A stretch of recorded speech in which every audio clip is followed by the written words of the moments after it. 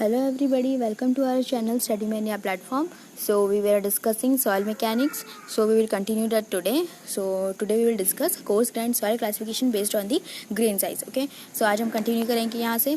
तो अब देखो ग्रेन साइज पे डिपेंड करके हम सॉइल को कैसे डिवाइड कर सकते हैं. सबसे पहला होता है बोल्डर जिसका साइज 300 mm से भी ज़्यादा होता है. उसके बाद होता है कॉबलर जिसका साइज 300 to 80 mm होता है. ठीक है, ग्रेवल जो होता है वो कोर्स या फाइन हो सकता है. ठीक है, तो कोर्स का जो साइज़ होता है वो 80 to 20 होता है एंड फाइन जो होता है वो 20 to 4.75 होता है. देन सैंड जो होता है वो कोर्स होता है, मीडियम होता है, फाइन होता है. कोर्स जो होता है 4.75 mm से 2 mm तक हो सकता है. मीडियम जो होगा वो 2 से 0.425 mm होता है एंड फाइन जो होता है वो 0.425 to 0.075 हो सकता है. ठीक है, उसके बाद होता है fine grand soil. Fine grand soil जो होता है हमें पता है सिल्ट और क्ले होता है. तो सिल्ट जो होता है वो 0.425 0.075 to 0.002 तक हो सकता है एंड क्ले जो होता है वो 0.002 से कम होता है. ठीक है, उसके बाद एक ग्राफ ड्रॉ किया जाता है जिसमें हम सारे टाइप के सॉइल को रिप्रेजेंट कर सकते हैं. तो ये जो ग्राफ ड्रॉ होगा उसमें साफ साफ दिख रहा है plastic index and liquid limit के बीच में होगा. ठीक है, तो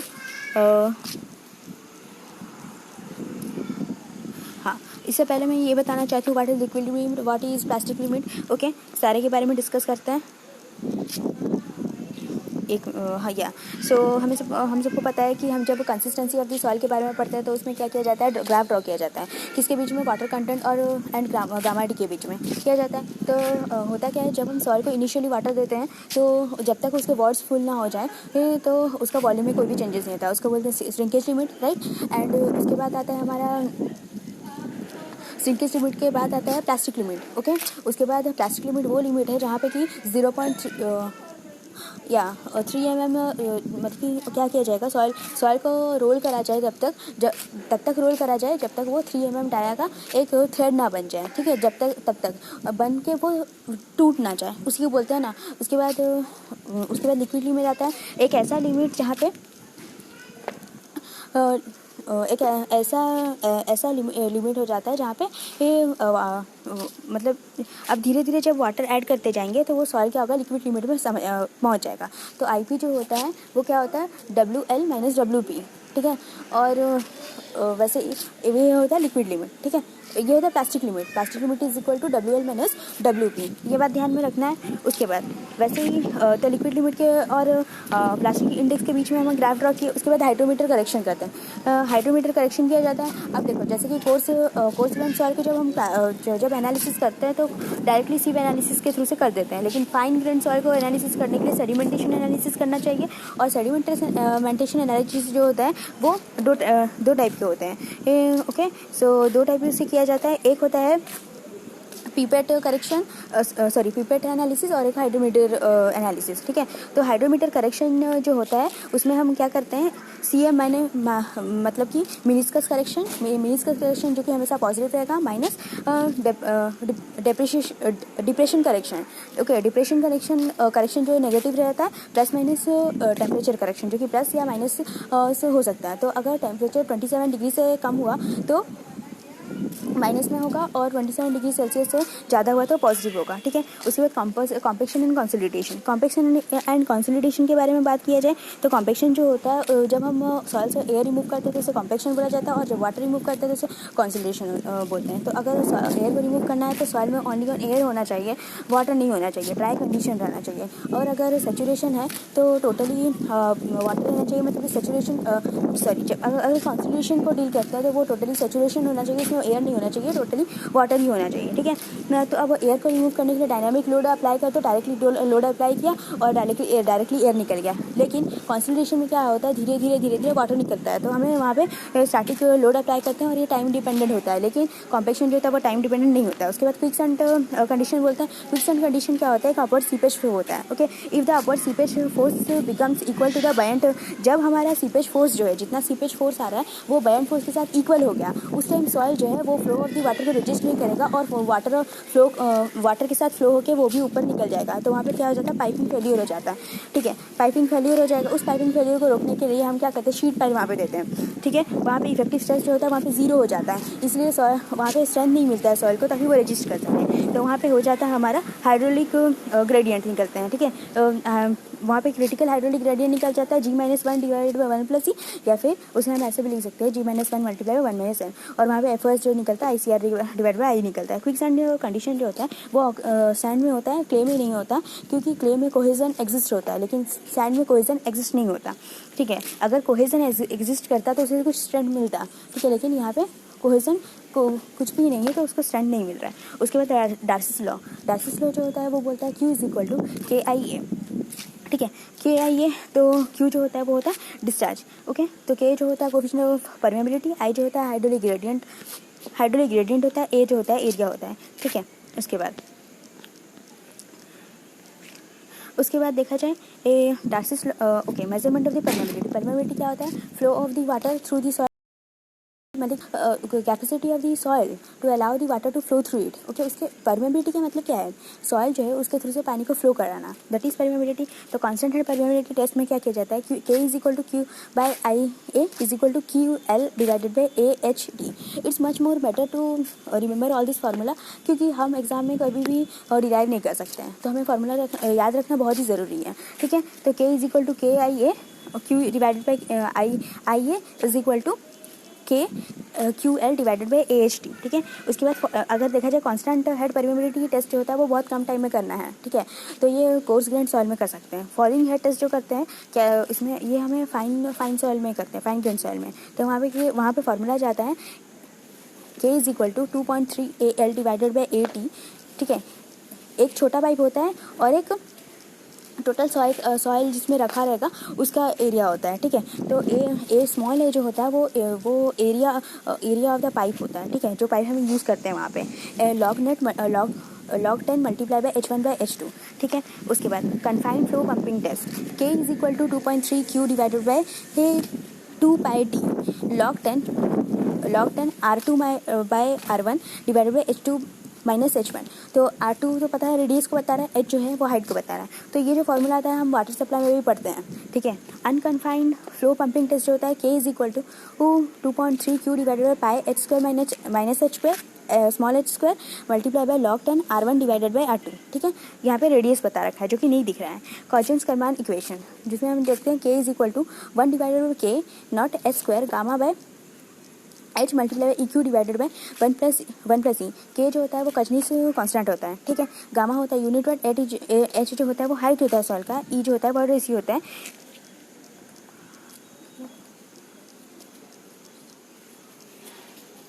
okay, then Allen Hazen equation बोल रखा है K is equal to C into D10 का स्क्वायर। D10 जो होता है हमारा इफेक्टिव साइज होता है, ये सबको पता होगा।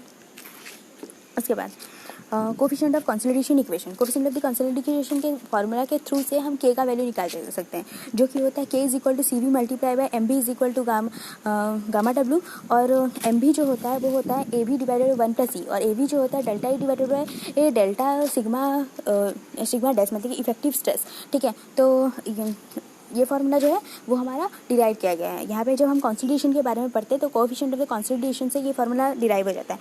VS जो कि होता है सीपेज वेलोसिटी, जो कि होता है velocity by porosity. R is equal to जो कि होता है radius of influence 3000 multiply by D multiply by root over of K। तो SY प्लस SR is equal to N। ये हमारे वाटर सप्लाई में जब हम वाटर कन्फाइंड एक्यूफर वो सब के बारे में जो पढ़ते हैं ये बात आ जाता है हमारा, जो कि होता है SY जो होता है यील्डिंग को समझाता है, और SR जो होता है वो रिटेंशन को बताता है। ठीक है, permeability of the stratified soil. Okay, देखो एक होता है हॉरिजॉन्टल फ्लो और एक होता है वर्टिकल फ्लो। हॉरिजॉन्टल फ्लो के लिए जब कोएफिशिएंट ऑफ द परमेबिलिटी देखते हैं तो K1 H1 जो होता है हाइट होता है, और K1 होता है उस लेयर ऑफ द सॉइल के लिए कोएफिशिएंट ऑफ द परमेबिलिटी कितना है। तो K1 H1 plus K2 H2 plus K3 H3 plus dot जितना तक होगा divided by H1 plus H2। अगर मान लो K का वैल्यू इक्वल है, माने कि एक मान लो लेयर ऑफ द सॉइल दिया है और हर सॉइल सेम है, तो हर सॉइल का कोएफिशिएंट ऑफ परमेबिलिटी सेम होगा, लेकिन हाइट चेंज होगा तो वहाँ पे K जो होगा वो कॉमन आ जाएगा। लेकिन अगर अलग अलग लेयर में अलग अलग टाइप का सॉइल है तो कोएफिशिएंट ऑफ परमेबिलिटी भी अलग होगा, तो उस हिसाब से हमें कैलकुलेट करना है। उसके बाद वर्टिकल अगर देखा जाए तो वर्टिकल में कोएफिशिएंट ऑफ परमेबिलिटी जो होगा वो कितना होगा, H1 plus H2 plus H3 dot जितना भी होगा HN तक divided by H1 by K1 plus H2 by K2 plus dot HN plus by KN। Okay, तो अगर देखा जाए ये हॉरिजॉन्टल फ्लो जो हो रहा है वो वर्टिकल फ्लो से ज़्यादा होना चाहिए। ठीक है, determination of the coefficient of the consolidation. ठीक है, so determination of the consolidation of, अगर हमें कोफिशिएंट ऑफ द कंसोलिडेशन निकालना है तो कंसोलिडेशन तो हमें पता है कंसोलिडेशन क्यों निकाला जाता है, रिमूवल दी वाटर के लिए कंसोलिडेशन किया जाता है। तो हम दो मेथड में करते हैं, एक होता है कैसेग्रेंड्स मेथड से और एक करते हैं हमें टेलर्स मेथड से, ठीक है। तो logarithm of time fitting method से किया जाता है।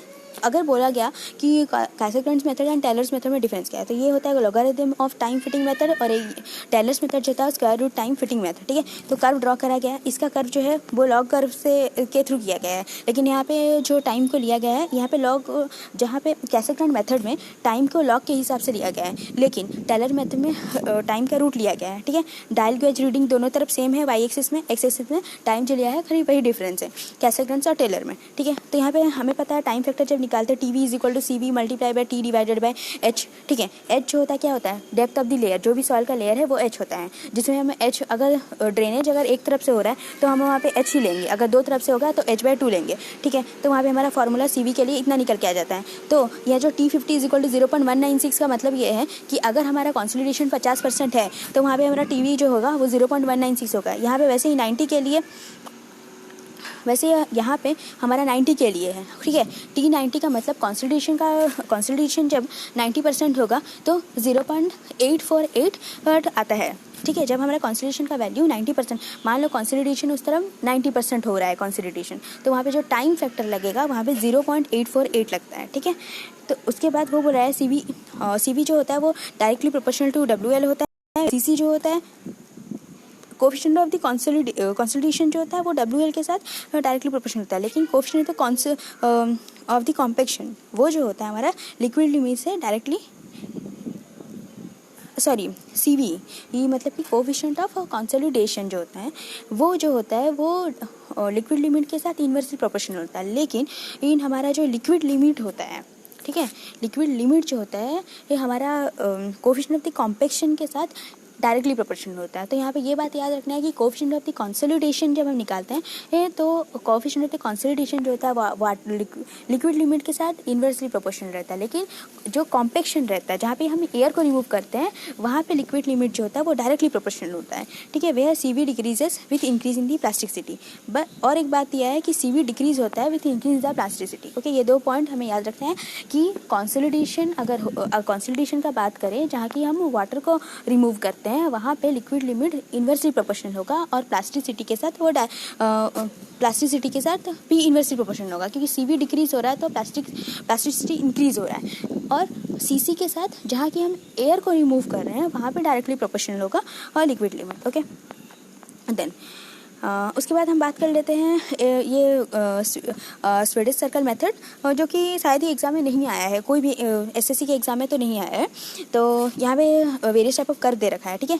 ये तो वो बोल रहा है कि जब हमारा सरफेस स्लाइडिंग हो जाता है तो हम उसे एक आर्क ऑफ द कर्व से रिप्रेजेंट करते हैं। तो पहला वाला जो कर्व शो कर रहा है वो बोल रहा है कि फेस और slope failure soil close to the toe is quite strong, okay. ये जो होता है वो क्वाइट स्ट्रॉन्ग होता है जब फेल्यूर जो है टो तरफ होता है, ठीक है, और डेप्थ फैक्टर जो होता है वो लेस देन 1 होता है। वैसे ही दूसरा वाला बोल रखा है कि toe failure most common mode of failure होता है ये, वहाँ जहाँ पे डेप्थ फैक्टर 1 होता है, और जहाँ की base failure soil become the toe below the toe, okay. जब टो के बिलो में फेल्यूर हो रहा है वहाँ पे डेप्थ फैक्टर ग्रेटर देन 1 होता है, ओके। नेक्स्ट बात करते हैं अर्थ प्रेशर के बारे में। अर्थ प्रेशर के बारे में अगर बात किया जाए तो देखो, एक्टिव अर्थ प्रेशर होता है, अर्थ प्रेशर एट रेस्ट में होता है, passive earth pressure. Active earth pressure मतलब कि सॉइल, हमारा जो रिटेनिंग वॉल है वो सॉइल से अवे मूव कर रहा है, when the wall moves away the soil तो उसको बोलते हैं एक्टिव। पैसिव में क्या होगा कि जो वॉल है वो मूव्स टूवर्ड्स दी सॉइल तो उसको बोलते हैं पैसिव। तो हमारा जो एक्टिव के टाइम में हमारा जो एंगल क्रिएट होता है वो कितना होता है, फेल्यूर एंगल जो होता है, फेल्यूर प्लेन वो होता है 45 + 5/2। वैसे पैसिव में 40 + 5/2, ठीक है, with the horizontal, okay. Then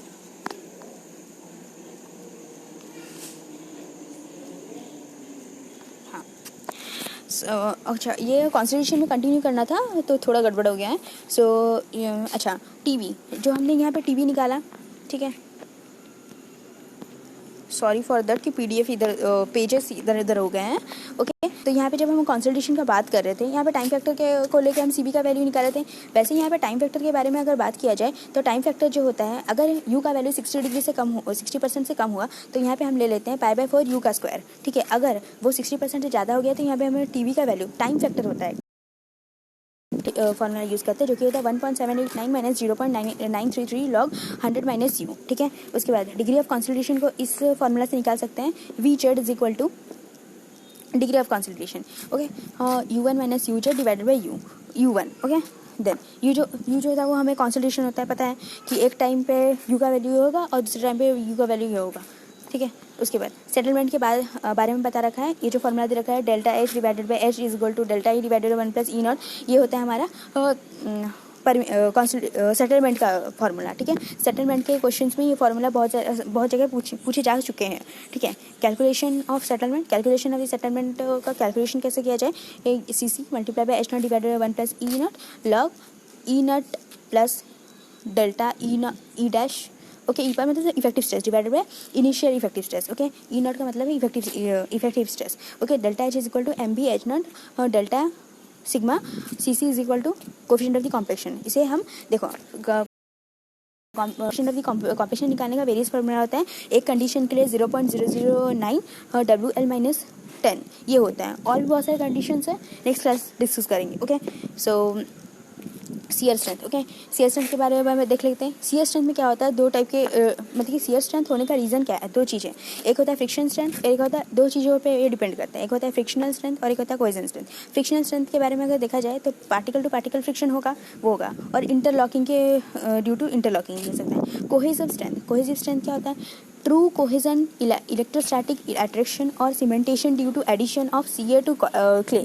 okay, तो यहाँ पे होता क्या है, हमारा ट्रू कोहेजन इलेक्ट्रोस्टैटिक अट्रैक्शन हो जाता है, या सीमेंटेशन मतलब पता है कि सीमेंट वो जो होता है वो Ca ओके कैल्शियम की वजह से होता है टू क्ले।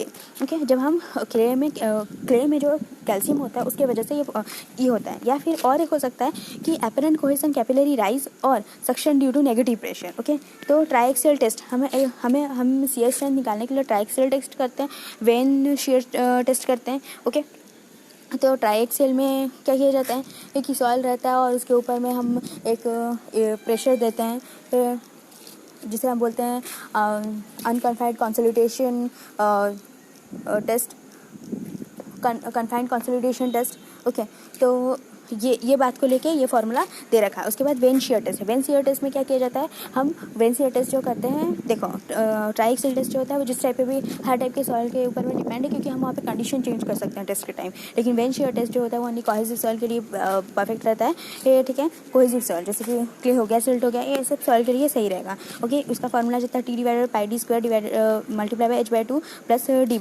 D/6। तो यहाँ पे जो हमारा हम टॉर्शन अप्लाई करते हैं वो 6 डिग्री पर और मिनट के में हम टॉर्शन अप्लाई करते हैं। इस वेन शियर टेस्ट में हम टॉर्शन अप्लाई करते हैं। ओके, जो वेन रहता है उसमें हम टॉर्शन अप्लाई करते हैं, और उस टॉर्शन में टॉर्शन जो दिया जाता है वो 6 डिग्री पर मिनट में टॉर्शन दिया जाता है। ओके, टी जो टॉर्शन, तो टी जो है वो टॉर्क का वैल्यू है, डी जो होता है वो डायमीटर ऑफ द शाफ्ट होता है, एच जो होता है वो हाइट होता है, कितना हाइट है।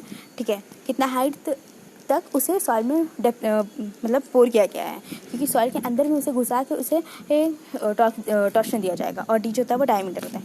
ठीक है, अगर मान लो ये होता है 2 वे शियर के लिए, ये जो फॉर्मूला था वो 2 वे शियर कब, जब उस वेन जो होता है ना, वेन उसे जब हम अंदर में घुसाते हैं सॉइल के, तो सॉइल के अंदर घुसाएंगे तो उसके जो चारों तरफ का पोर्शन जो है वो क्या होगा, सॉइल के कॉन्टेक्ट में आ जाएगा, तो वहाँ पे 2 वे शियर हो जाता है। अगर 1 वे शियर होगा, मान लो कि उसे क्या किया जाए, जो वैन है उसे सॉइल के अंदर नहीं घुसा के उसे ग्राउंड के ऊपर रखा गया है, तो क्या होगा कि उसके ऊपर वाला पोर्शन जो है वो सॉइल के कांटेक्ट में नहीं आएगा, बाकी तीनों पोर्शन उसके कांटेक्ट में आएगा, तो वहाँ पे 1 वे शेयर हो जाता है, और वहाँ पे फॉर्मूला जो होता है D/6 की जगह में T/12 हो जाता है। बस यही प्रॉब्लम है। ठीक है, मतलब यही अलग है। तो यहाँ पे बोल रखा है कि when both top and bottom and share the soil, जब ओनली बॉटम एंड जो होगा शेयर द सॉइल, तो वहाँ पे हमारा 12 हो जाएगा। Okay, then pore pressure parameter जो कि स्कैम्पटन दिए थे, delta U is equal to B multiply by delta sigma 3 plus A multiply by delta sigma 1 minus delta sigma 3 होता है। सो आज के लिए इतना ही। अगर वीडियो अच्छा लगे तो प्लीज़ लाइक करें और ज़्यादा से ज़्यादा शेयर करें एंड कमेंट करें प्लीज़, ताकि ये पता चले कि ये कॉन्सेप्ट आपके लिए सही है, ठीक है, यूज़फुल है, जिसकी वजह से हम ज़्यादा से ज़्यादा वीडियो अपलोड करें, ठीक है। सो हमारे चैनल को प्लीज़ सब्सक्राइब करें एंड थैंक यू।